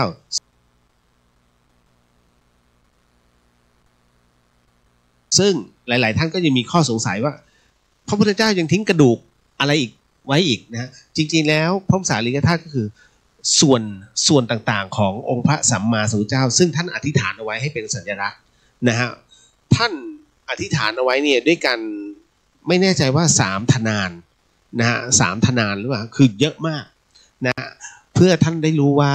ในอนาคตการเนี้ยนะฮะคนจะลืมกลัวว่าจะลืมพระองค์ท่านก็เลยอธิษฐานเอาไว้นะพระเจ้าอโศกมหาราชก็เลยทำการรวบรวมฮะทุกที่เลยให้ได้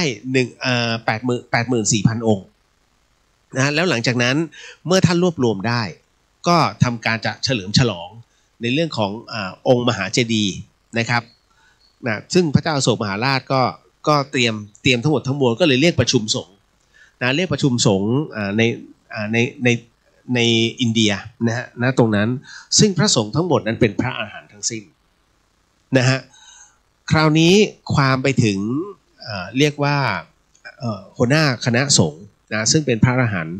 ก็เกรงก็เลยทูลกับพระเจ้าอโศกบอกว่าเกรงว่าการที่ท่านจะเฉลิมฉลองเนี่ยซึ่งมีระยะเวลา7 ปี 7 เดือน 7 วันนะฮะในเรื่องของการเฉลิมฉลององค์พระมหาธาตุทั้งหมดเนี่ยฮะก็บอกว่าเกรงว่าจะไม่สำเร็จเพราะว่าพญามารนั้นยังอยู่พญามารเนี่ยต้องบอกก่อนนะคุณผู้ชมครับว่าได้ยินคำว่าพุทธเจ้าไม่ได้นะพญามารเนี่ยถือว่าเป็นในอนาคตนะฮะท่านคือพระปัจเจกพุทธเจ้าแต่คราวนี้เมื่อไหร่ก็ท่านเป็นสมัยไหนที่ไม่มีพุทธเจ้าพญามารเนี่ยจะเป็นผู้ที่มีความเมตตาสูงมากแต่เมื่อไหร่ก็ตามถ้าได้ยินว่ามีพุทธเจ้าอุบัติขึ้นปุ๊บพญามารนั้นเปลี่ยนเป็นอีกรูปแบบหนึ่งเลยฮะดังนั้นเกรงว่าถ้าพระเจ้าอโศกนะฮะทำการเฉลิมฉลองมหาเจดีย์ขึ้นเมื่อไหร่พญามารนั้นซึ่งพญามารยังไม่ตายนะพญามารไม่ตายนะยังพญามารนั้นไปอยู่สวรรค์ชั้นที่6นะฮะนิมมานรตีนะครับก็ไปอยู่บนสวรรค์ชั้น6คือท่านไปอยู่ตรงนั้นเลยก็กลัวว่าเมื่อไหร่ก็ตามที่เอ่ยถึงพญามารปุ๊บเอ่ยถึงพระเจ้าปุ๊บพญามารจะลงมาทันทีแน่นอนที่สุดพระภิกษุทุกรูปก็เกรงว่าจะเป็นเช่นนั้นพระเจ้าอโศกก็เลยถามไปว่าแล้วจะมีวิธีไหนเล่านะฮะที่จะห้ามพญามารได้เพราะว่าที่อยู่เนี่ยก็เป็นพระอรหันต์ทั้งหมดเลยและเป็นพระอรหันต์มีทั้งมีฤทธิ์แล้วก็คือพระอรหันต์ต้องบอกว่าท่านมีฤทธิ์ที่ต่างกันไปเอกอุต่างกันนะฮะเพราะฉะนั้นเนี่ยต้องบอกว่าในส่วนตรงนี้เองเนี่ยท่านก็เขาเรียกพลังวัดเราเรียกเป็นภาษายอดมนุษย์หน่อยพลังวัดแหมพลังวัดแต่ละคนแต่ละรูปเนี่ยสู้พญามารไม่ได้เพราะบารมีเนี่ยพญามารนั้นเนี่ยสร้างบารมีมาพร้อมกับพระพุทธเจ้านะแล้วที่มานั่งเป็นพระอรหันต์ทั้งหมดเนี่ยคือลูกศิษย์พระพุทธเจ้าทั้งหมดเลยแล้วบารมีจะไปสู้พญามารได้ยังไงเพราะฉะนั้นเนี่ยก็เลยไม่มีใครที่จะกล้าที่จะสู้กับพญามารได้เกรงว่างานนี้จะล่มก็ปรากฏว่ามีพระสงฆ์รูปหนึ่งนะก็นำเสนอนะฮะให้กับหัวหน้าคณะสงฆ์แล้วก็พระเจ้าอโศกบอกว่าท่านอย่าลืมสิว่าเรายังมีพระผู้หนึ่งซึ่งมีฤทธิ์มากนะแล้วท่านไม่สูงสิงกับใครนะฮะท่านจำพระอุปคุตได้ไหมนะอุปคุตภิกขุนะฮะซึ่งทุกคนลืมไปแล้วนะฮะว่ามีพระรูปที่ชื่ออุปคุตอยู่ซึ่งพระอุปคุตนั้นถามว่าอยู่ที่ไหนท่านปลีกวิเวกจำพรรษาอยู่ในสะดือทะเลฮะนะจำพรรษาอยู่ในสะดือทะเลก็คือกลางใจกลางมหาสมุทรเลยนะท่านก็เลยบอกสงสัยแล้วจะยังไงล่ะนะพระอุปคุตค่อนข้างจะอินดี้ท่านจะปลีกวิเวกไม่วุ่นวายไม่สูงสิงกับใครทั้งนั้นนะแล้วทุกคนก็สงสัยแล้วทุกคนก็มานั่งประชุมกันแล้วเราจะทำยังไงที่จะให้พระอุปคุตนั้นนะมารับงานตรงนี้ได้นะฮะเพราะว่าท่านไม่รับจ็อบแล้วไงนะพอท่านไม่รับจ็อบท่านก็บำเพ็ญอยู่ตรงนั้นก็เลยหาทางคณะสงฆ์ก็มีมติว่านี่ทุกครั้งเวลาเรามีประชุมคณะสงฆ์กันเนี่ยซึ่งเป็นพระอรหันต์ทั้งสิ้นพระอุปคุตเป็นพระอรหันต์นะเป็นพระอุปคุตนั้นไม่เคยเข้าประชุมเลยไม่เคยเข้าประชุมเลยเอาข้อนี้แหละไปบอกผู้อุปคุตนี่คือการทำโทษ อุบายพระอรหันต์กันนะฮะพอถึงตรงนั้นเสร็จปุ๊บแล้วจะยังไงล่ะนะฮะ บางตำรานะในอรรถกถาก็บอกว่า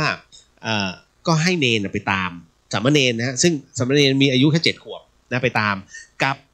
พระภิกษุหนุ่มรูปหนึ่งนะซึ่งมีฤทธิ์เหมือนกันไปตามตำราเขาจะเขียนแต่ทั้งนี้ทั้งนั้นนะคือการไปตามเหมือนกันนะก็เลยมอบหมายในที่นี้ผมให้เป็นสามเณรนะให้สามเณรน้อยนะก็เป็นการให้สามเณรน้อยเนี่ยฮะไปตามนะฮะประมาณว่าสามเณรน้อยเนี่ยอายุ7 ขวบก็ปรากฏว่ามอบหมายให้สามเณรผู้มีฤทธิ์นะฮะไปจัดการไปอัญเชิญไปบอกผู้ประคุตว่าทางคณะสงฆ์เนี่ยขอเชิญมาตรงนี้หน่อยนะมาประชุมนะตรงนี้สามเณรก็รับปากสามเณรก็เลยมีฤทธิ์ไงสามเณรก็เป็นพระอรหันต์นะก็หายตัวฟับเป็นระยะไปถึงตรงริมตลิ่งของใจกลางตรงริมตลิ่งของทะเลนะฮะสุดท้ายแล้วท่านก็ร่ายมนต์นะให้ทะเลนั้นแหวกเป็นไงล่ะฮะน้องเนนนะมีฤทธิ์เหมือนกันก็ร่ายมนต์จนทะเลนั้นแหวกและเป็นช่องให้เดินน้องเนนก็หายวับฟับไปตามช่องฮะไปโผล่ตรงที่พระอุปคุตจำพรรษาอยู่นะนั่งภาวนาอยู่สามเณรพอไปถึงเสร็จปุ๊บเนี่ยพระอุปคุตก็ลืมตาขึ้นมาสามเณรก็บอกว่าพอดีคณะสงฆ์นั้นจะขอนิมนต์พระอุปคุตนะให้ไปยังที่ประชุมสงฆ์นับเดี๋ยวนี้พระอุปคุตก็ยิ้มแล้วก็บอกว่ารู้แล้ว นะฮะบอกให้สามเณรกลับไปก่อนเดี๋ยวเราตามไปสามเณรนั้นก็ลาอุปคุตลาพระอุปคุตเสร็จปุ๊บก็หันหลังนะแล้วก็หายตัวฟับเป็นระยะไปนะจนกระทั่งหายตัวไป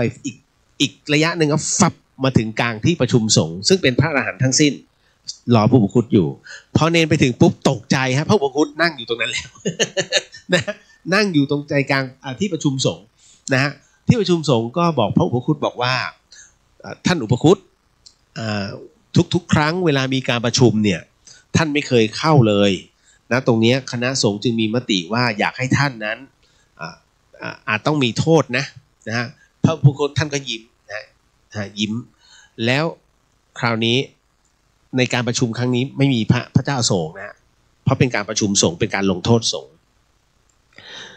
ทั้งหมดทั้งมวลเนี่ยฮะ ในที่ประชุมสงฆ์ก็ลงมติบอกว่าให้พระอุปคุตนั้นคอยดูแลแล้วก็รักษานะฮะมหาเจดีย์นะที่จะมีการเฉลิมฉลองสมโภชเกิดขึ้น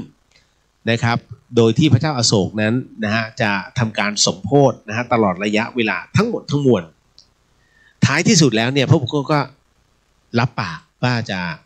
ดูแลให้นะฮะคราวนี้พระอุปคุตก็เลยทำการไปนั่งเหมือนนั่งเฝ้ายามเลยฮะนั่งเฝ้ายามไปเรื่อยๆจนกระทั่งงานนั้นได้เริ่มต้นขึ้นวันที่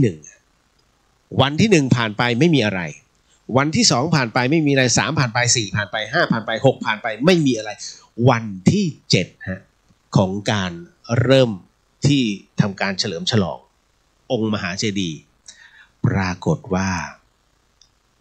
ฟ้านั้นเริ่มเปลี่ยนสีนะฮะจริงๆเนี่ยฟ้ามันเริ่มครึ้มๆเล็กๆซึ่งพระอุปคุตก็นั่งอยู่แล้วก็มองอยู่เรื่อยๆมองอยู่เรื่อยๆเมื่อไหร่ฟ้าเปลี่ยนถ้าฟ้าเปลี่ยนสีเมื่อไหร่เนี่ยแสดงว่ามันเริ่มมีบางอย่างผิดปกติในวันที่7พระอุปคุตนั้นนะฮะก็กำลังมองดูนะฮะเวลานั้นเกือบจะเลยเพลอยู่แล้วซึ่งพระอุปคุตเห็นแล้วท้องฟ้าเปลี่ยนสีช่วงกำลังจะเพลนะช่วงนี้นี่เองท่านจำได้ไหมฮะพระพุทธรูปขออภัยพระอุปคุตปางจกบาทเกิดขึ้นตรงนี้เพราะฉะนั้นนั่นหมายถึงว่าพระอุปคุตนั้นกำลังมองดวงอาทิตย์อยู่มองท้องฟ้าเพราะฉะนั้นที่ไหนก็ตามนะฮะที่สร้างพระอุปคุตแล้วมองแค่เขาเรียกว่ามองเหินเงี้ยไม่ใช่นะฮะเพราะพญามารมาช่วงตอนกลางวันดังนั้นพระอุปคุตกลัวว่าเวลามันจะเลยท่านก็เลยมองแหงนขึ้นไปตอน 11 โมงเพราะฉะนั้นรูปลักษณ์ของพระอุปคุตในการสร้างปางจกบาทต้องมองตอน 11 โมงนะฮะมองพระอาทิตย์ตอน 11 โมงเท่านั้นนะฮะพอถึงนั้นตรงนี้เสร็จปุ๊บเนี่ยในขณะที่ท่านกำลังจกบาทกำลังฉันภัตตาหารเข้าปากอยู่ ท้องฟ้าเริ่มเปลี่ยนสีคุณผู้ฟังนะฮะจากที่มีแดดปุ๊บเนี่ยเริ่มล่มแล้วก็สีเริ่มหม่นๆกลายเป็นสีออกแสดๆนะสีส้มๆแล้วกลายเป็นสีดำพระอุปคุตรู้ทันทีว่าตอนนี้มีบางอย่างผิดปกตินะฮะมีบางอย่างผิดปกติแล้วทันใดนั้นนะฮะแล้วทันใดนั้นพญามารปรากฏตัวขึ้นเพื่อที่ทำลายองค์มหาเจดีย์พญามารนั้นจึงเสกนะฮะเขาเรียกว่าเสกเหมือนกับว่าเป็นนกไฟนะฮะลงมาเพื่อจะทำลายพระอุปคุตก็เลยใช้มือฮะโบกเป็นเขาเรียกว่าคล้ายๆเป็นหงส์นะเป็นหงส์ลมนะฮะปัดไปฟุบไฟนั้นดับวาบพญามารตกใจเฮ้ยอะไรมันมีอะไรเกิดขึ้นเอาใหม่นะฮะพญามารก็เลยเสกกงจักรขึ้นมาเพื่อที่จะตัดองค์เจดีย์ให้ขาดนะฮะปรากฏว่าพระอุปคุตก็ใช้วิธีมือโบกฮะมือโบกอีกปรากฏว่ากงจักรนั้นนะฮะเขาเรียกว่าถูกเขาเรียกว่าเป็นดอกบัวนะฮะเหมือนกับเป็นดอกบัวไฟนะฮะหุ้มอีกทีหนึ่งแล้วก็งับกงจักรนะฮะให้แตกสลายไปพญามารเห็นตกใจอีกเฮ้ยอะไรวะใครมันจะมีฤทธิ์ไปกว่าเราก็ปรากฏว่าสักครู่หนึ่งก็เห็นมีพระตัวเล็กๆนะฮะอยู่นะตรงนั้นนะเราพักตรงนี้ไว้ก่อนเราพักตรงนี้ไว้ก่อนเอาแค่ตอนนี้นะฮะในช่วงที่พระอุปคุตนั้นนะครับถูกทำโทษความนี้ของคณะสงฆ์นำความนี้ไปกล่าวนะไปบอกกับพระเจ้าอโศกบอกพระเจ้าอโศกว่าบัดนี้มหาบพิตรสบายใจได้พระอุปคุตผู้มีฤทธิ์นั้นนะได้รับปากแล้วว่าจะดูแลนะในงานสมโภชองค์มหาเจดีย์พระอุปคุตยินดีมากคุณผู้ชมพระอุปคุตนั้นมีความยินดีและดีใจมากฮะจริงเหรอโอ้อยากใส่บาตรท่านอยากใส่บาตรท่านนะมหาดเล็กก็เลยบอกว่าไม่เป็นไรครับพระองค์เดี๋ยวพรุ่งนี้เช้าเราก็ดักพระอุปคุตนี่ตรงหน้าพระพาเพราะเดี๋ยวท่านต้องเสด็จมาทางด้านนี้พระอุปคุตจะต้องเดินมาทางด้านนี้บิณฑบาตเราก็รอใส่บาตรพระอุปคุตปรากฏว่าโอ้โหพระเจ้าอโศกดีใจมากตกรุ่งเช้าขึ้นมาฮะรุ่งเช้าปุ๊บพระเจ้าอโศกกับมหาดเล็กรออยู่เลยตรงพระพาก็มองเห็นเหล่าคณะภิกษุเนี่ยเดินมานะก็หลายรูปฮะท่านก็เลยถามมาแล้วรูปไหนพระอุปคุตปรากฏว่ามหาดเล็กก็ไม่รู้ก็เลยถามพระภิกษุที่มาอยู่ข้างๆนะฮะพระภิกษุนั้นก็เลยบอกว่าอ๋อรูปหน้าเลยรูปแรกเลยที่เดินน่ะนะฮะนั่นแหละพระอุปคุตพระเจ้าอโศกตกใจมากฮะตัวแค่เนี้ยพระอุปคุตตัวเล็กมากนะคุณผู้ชมนะท่านแล้วตัวแค่เนี้ยจะไปสู้อะไรกับพญามารนะฮะไม่ได้แล้วดูแล้วความไม่มั่นใจเกิดขึ้นกับพระเจ้าอโศกท่านก็เลยบอกทดลองเลยให้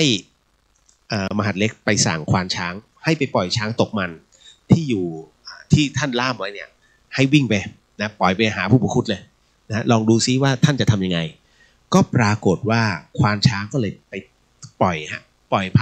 ช้างที่ตกมันไอ้ช้างตัวเนี้ยไม่มีใครเอา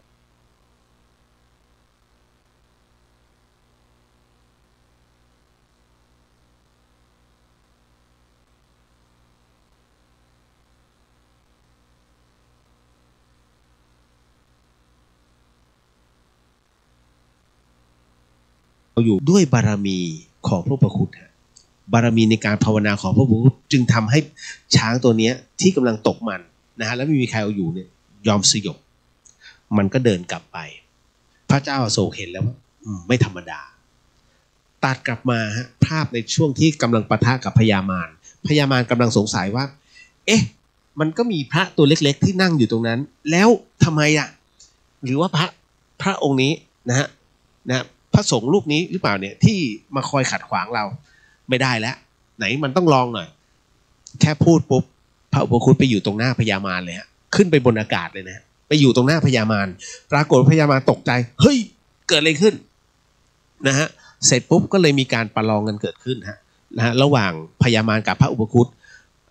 เป็นการประลองด้วยวิชาทั้งหมดทั้งมวลที่มีอยู่ในเรื่องของบารมีธรรมปรากฏว่า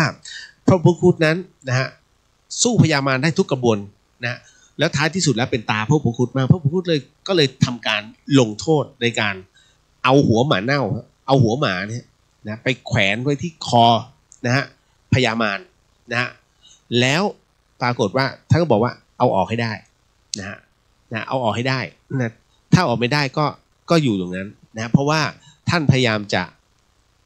ทำลายในเรื่องขององค์มหาเจดีย์พญามารเห็นนั้นสบายมากเอาออกเท่าไหร่เอานะแก้เท่าไหร่ใช้มนต์อะไรก็ตามไม่สามารถเอาออกได้เพราะจิตเนี่ยมันเป็นอกุศลนะฮะดังนั้นก็เลยพญามารเลยไปหาเทวดาแต่ละชั้นเลยฮะนะตั้งแต่จาตุมไปจนถึงนิมมานารดีนะไม่มีใครเอาออกได้เลยฮะไปถึงชั้นพรหมพระพรหมทั้งหมดทั้งมวลเนี่ยก็เอาออกให้ไม่ได้ต้องต่างคนต่างไปบอกว่านะฮะต้องให้พระอุปคุตก็เลยลงมาหาพระอินทร์ก็บอกเราก็เอาออกไม่ได้ท่านพญามารต้องให้พระอุปคุตเท่านั้นที่เอาออกโอ้โหพญามารเนี่ยฮะนะก็เลย มาหาพระอุปคุตแล้วบอกว่าท่านเนี่ยไม่สมกับเป็นศิษย์ของตถาคตเลยพระพุทธเจ้ายังเกรงใจเราแต่ท่านเนี่ยแม้ก็เป็นศิษย์ของพระพุทธเจ้าเป็นศิษย์ตถาคตแต่ทำไมจึงไม่เกรงใจไม่ให้เกียรติเราอาจารย์ท่านยังให้เกียรติเรานะพระอุปคุตก็เลยบอกว่าท่านต้องรับปากก่อนว่าท่านจะไม่ทำลายงานเหล่านี้นะซึ่งพญามารแรกๆก็ไม่รับปากแต่นะหันซ้ายก็หัวหมาหันขวาก็หัวหมานะฮะเหม็นนะเพราะมันหัวหมาเน่าไงฮะ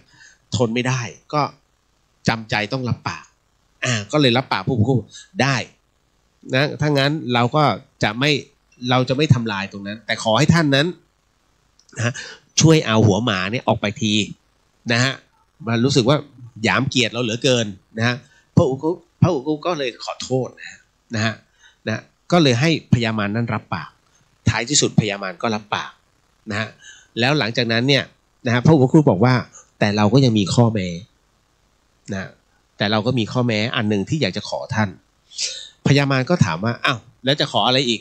มารีบเร็วข้าเหม็นนะฮะพระอุปคุก็เลยบอกว่าข้าพเจ้านั้นเกิดไม่ทันพระพุทธองค์แต่ท่านนั้นนะฮะเป็นผู้ที่ทำบารมีมาพร้อมกับพระพุทธองค์ซึ่งเราถือว่าเป็นอาจารย์ใหญ่เราอยากจะเห็นนะเราอยากจะเห็นพระสรีระของพระพุทธองค์อยากให้ท่านช่วยจำแรงแปลงร่าง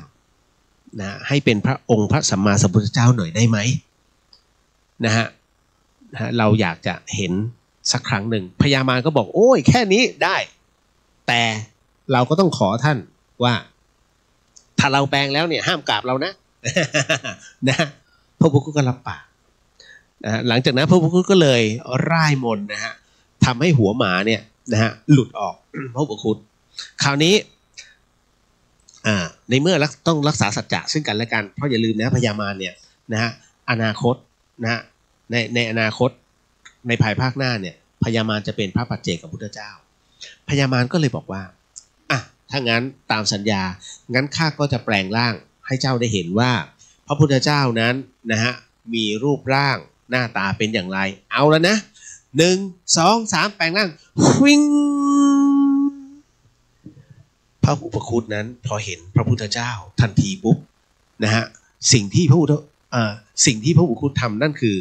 ก้มลงกราบ3 ครั้งนะตรงนั้นเลยพญามารตกใจเอ้าไหนบอกว่าจะไม่กราบนะฮะหลังจากนั้นพระอุปคุตนั้นเงยหน้าขึ้นมาบอกเราไม่ได้กราบพญามารแต่เรากราบพระพุทธเจ้านะฮะพอถึงนั้นตรงนั้นเสร็จปุ๊บเนี่ยพญามารก็ตกใจฮะยังอึ้งอยู่นะฮะสายตาก็มองดูนะครับภายในพื้นโลกข้างล่างนั้นเขาอยู่กันที่บนอากาศนะเขาสู้กันบนท้องฟ้าเสร็จปุ๊บภาพที่พญามารเห็นก็คือเหล่าพระอรหันต์ทั้งหมดรวมถึงประชาชนทั้งหมดพุทธศาสนิกชนทั้งหมดที่อยู่บริเวณตรงนั้นนะฮะทุกคนก้มกราบหมดเลยเขาไม่ได้กราบพญามารนะฮะแต่กราบองค์พระสัมมาสัมพุทธเจ้าซึ่งพญามารนั้นแปลงร่างเพราะในที่นั้นเนี่ยมีแค่พญามารเท่านั้นที่เห็น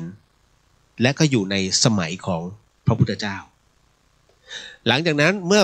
พญามารนั้นจำแรงกลับมาสู่ที่เดิมนะพญามารก็กลับขึ้นไปสวรรค์ชั้น6นะไปบำเพ็ญต่อเหมือนกันนะ พระอุปคุตนั้นก็ลงมารายงานให้กับคณะสงฆ์ซึ่งเป็นพระอรหันต์ทั้งสิ้นนะก็บอกว่าตอนนี้พญามารรับปากแล้วไม่มีอะไรแล้วนะเพราะฉะนั้นจงเชื่อมั่นได้เสร็จอันนี้ถือว่าภารกิจของกระผมนั้นเสร็จสิ้นแล้วนะข้าผมขอกลับไปจำพรรษานะจำศีลต่อที่สะดือทะเลนะฮะพอคณะสงฆ์นั้นอนุญาตเสร็จปุ๊บพระอุปคุตก็หายตัวฟึบกลับไปอยู่ตรงใจกลางสะดือทะเลนะฮะพอถึงณตรงนี้เสร็จปุ๊บนะฮะท่านก็อยู่ในท่าของการนั่งสมาธิตรงนี้ให้ท่านได้รู้ไว้ว่านะฮะนี่คือที่มาที่ไปของพระปางบัวเข็มพระปางบัวเข็มนะฮะก็คือพระอุปคุตนั่นแหละแต่เป็นภาคของการจำพรรษานะจำศีลอยู่ในสะดือทะเลนะครับดังนั้นใครที่มีพระบัวเข็มเอาไว้ซึ่งบัวเข็มจะมีเข็มนะฮะเข็มที่ปักอยู่ตามตัวของท่านเนี่ยไม่แน่ใจว่ารู้สึกจะเป็น5เข็มนะฮะณตรงนั้นเนี่ยฮะถ้ามีเอาไว้มีบูชาไว้ต้องเทน้ำตลอดเวลาเขาบอกถ้าบูชาไว้บ้านจะไม่ไฟไหม้ฮะนะฮะเขาบอกบ้านจะไม่มีโอกาสไฟไหม้เลยนะครับด้วยบารมีของพระอุปคุตอันนี้ต้องบอกก่อนว่าเป็นความเชื่อผมไม่ได้ขายของนะ ไม่มีของให้ขายด้วยนะฮะแล้วพอถึงตรงนี้เสร็จปุ๊บเนี่ยหลังจากที่พระอุปคุตนั้นได้กลับมาจำศีลอยู่ที่สะดือทะเลก็ปรากฏว่าท่านก็มองว่าถ้าอย่างนั้นเนี่ยไปโปรดญาติโยมซะหน่อยนะฮะไปโปรดญาติโยมซะหน่อยซึ่งพระอุปคุตนั้นไม่เหมือนใครนะว่ากันว่าพระอุปคุตนั้นเป็นผู้ที่ไม่ค่อยจะเหมือนใครแล้วก็ทุกครั้งเวลาพระภิกษุจะเดินบิณฑบาตจะต้องแต่เช้าถูกไหมฮะพระอุปคุตก็เลยเอางี้แล้วกันงั้นเราขอเป็นตอนกลางคืนขอเป็นตอนกลางคืนแล้วก็ให้จำแรงจำน้องเนรคนนั้นได้ใช่ไหมฮะที่มาหาพระอุปคุตท่านจำร่างของเนรรูปนั้นได้ท่านก็เลยจำแรงแปลงร่างเนรรูปนั้น7 ขวบนะฮะแล้วก็ขึ้นมาริมฝั่งนะริมฝั่งนั่นหมายถึงว่าตอนกลางคืนน่ะไม่มีใครเขาใส่บาตรกันท่านเข้าใจใช่ไหมฮะไม่มีใครเขาใส่บาตรกันเพราะถือว่าแล้วอย่างนึงคือว่ามันผิดในเรื่องของจะมีใครล่ะที่จะมาเดินบิณฑบาตกันตอนกลางคืนนะดังนั้นพระอุปคุตเนี่ยนะท่านก็เลยคิดไว้แล้วว่าถ้าอย่างนั้นมันไม่มีหรอกใครจะมาใส่บาตรให้ตอนกลางคืนแต่นะฮะใครก็ตามที่ได้ใส่บาตรนะมีจิตเมตตาแล้วใส่ลงไปในบาตรปุ๊บเชื่อกันว่าหรือว่ากันว่านะฮะบุญบารมีของพระอุปคุตนั้นนะเปรียบเสมือนกับพระซึ่งเรียกว่าออกนิโรธสมาบัตินิโรธสมาบัตินะฮะไม่ใช่นิโรธกรรมนะนิโรธกรรมนั้นอีกเรื่องเลยนะฮะนิโรธสมาบัตินั่นหมายถึงว่าได้สำเร็จเสร็จสิ้นทำให้ตนนั้นปราศจากอาสวะไม่มีกิเลสแล้วก็คืออาสวะกิเลสหมดสิ้นไปแล้วนะฮะใครก็ตามที่ได้ใส่บาตรพระอรหันต์ซึ่งออกจากนิโรธสมาบัติเนี่ยเขาบอกว่ารวยทันตาเห็นมีกินมีใช้ทันตาเห็นเช่นกันฮะบุญของผู้ที่ได้รับณตรงนี้ที่ได้ใส่บาตรพระอุปคุตคนแรกเลยจะได้อานิสงส์ตรงนี้นะฮะพระอุปคุตเลยจำแรงแล้วก็ท่านก็เดินบิณฑบาตท้ายที่สุดถามว่ามีคนใส่บาตรไหมมีนะฮะมีแล้วก็รวยทันตาเห็นอีกวันหนึ่งรวยทันทีไม่รู้ว่าเป็นเพราะอะไรนะฮะแล้วก็จะเป็นแบบนี้ตลอดนะฮะท่านเลือกวันก่อนวันเพ็ญขึ้น15 ค่ำนะก็เหมือนกับว่าแต่เช้าเลยเพราะภิกษุเนี่ยภิกษุโดยปกติจะบิณฑบาตตอนเช้าก็คือต้องเห็นแสงธรรมชาตินะฮะไม่งั้นผิดพระวินัยแต่ท่านเป็นเนน ท่านจำแรงเป็นเนนนะท่านน่ารักมากพระอุปคุตก็เลยไหนๆก็ไหนๆแล้วเที่ยงคืนคือเลยเที่ยงคืนไม่ผิดไงวันใหม่แต่ฉันเป็นเนนไม่เป็นไร เขาเรียกวัดใจนี่ฮะกุศโลบายพระอุปคุตจึงเป็นที่มาที่ไปนั่นเองว่าเราชาวเหนือจริงๆไม่ใช่ชาวเหนืออย่างเดียวอีสานบางจุดด้วยเขาก็นิยมตักบาตรเที่ยงคืนแล้วก็ในเขตของเมียนมาก็นิยมตักบาตรเที่ยงคืนคือมันก็มีอยู่ครั้งหนึ่งฮะที่มีลิขิตของลิขิตก็คือคำสั่งนะฮะของพระสมเด็จพระสังฆราชรูปที่แล้วนะให้ยกเลิกเรื่องตรงนี้เพราะท่านถือว่าผิดศีลแต่ถ้าตามตำนานคือเป็นสามเณรไม่ใช่พระนะฮะดังนั้นจึงเป็นกิจกรรมของเนรโดยเฉพาะ นะครับที่กำลังจะถึงเนี่ยทุกคนก็จะมุ่งสู่ที่วัดอุปคุตแต่จริงๆแล้วก็จะมีหลายๆที่เหมือนกันนะฮะในเรื่องของตัวนี้ผมเล่าเนี่ยคือเป็นที่มาที่ไป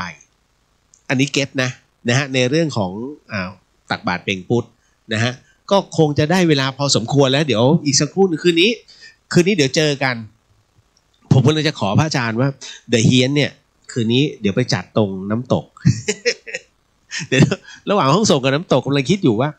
ไปจัดตรงน้ำตกดีไหมวัดฝายหินนะฮะเพราะพรุ่งนี้จะเป็นขบวนที่เหมือนกับรอต้อนรับก็จะให้คุณผู้ชมได้เห็นนะฮะว่าภาคกลางคืนของวัดฝายหินเป็นยังไงสวยแค่ไหนนะฮะก็เดี๋ยวสักครู่ฮะตอนนี้เดี๋ยวขออนุญาตนะฮะก็น่าจะได้เวลาพอสมควรนะฮะก็อย่าลืมนะพรุ่งนี้ตอน 6 โมงเช้าตักบาตรนะกับพระที่บิณฑบาตจากวัดฝายหินเนี่ยฮะลงไปถนนเส้นวัฒนธรรมก็ในมหาวิทยาลัยเชียงใหม่นะช่วง 6 โมงครึ่งนะหลังจากนั้นประมาณ 7 โมงครึ่งถึง 8 โมงก็ให้ขึ้นมาบนวัดฝายหินนะเพราะว่าก็จะเป็นส่วนของพิธีนะขบวนช้างนะฮะ2 เชือกพร้อมกับคณะสงฆ์ตำบลสุเทพแล้วก็ข้าราชการพ่อค้าข้าราชการรวมถึงประชาชนพุทธศาสนิกชนเนี่ยก็ร่วมกันที่จะแห่นะครับพระพุทธรูปดอกไม้ขึ้นไปวัดผาลาดด้วยเส้นทางธรรมชาติก็ขอเชิญนะวันพรุ่งนี้นะฮะก็และช่วงกลางคืนก็จะมีพิธีโอสิกรรมตักบาตรขออภัยแล้วก็ฟังเทศน์ฟังธรรมเวียนเทียนแล้วก็เข้ากรรมฐานแล้วก็อโหสิกรรมหนึ่งเดียวในประเทศไทย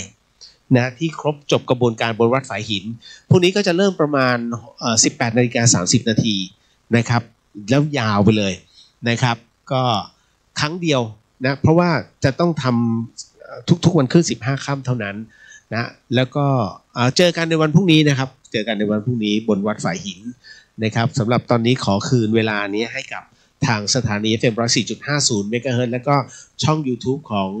วัดฝายหินเชียงใหม่นะครับนะเดี๋ยวไปเจอกัน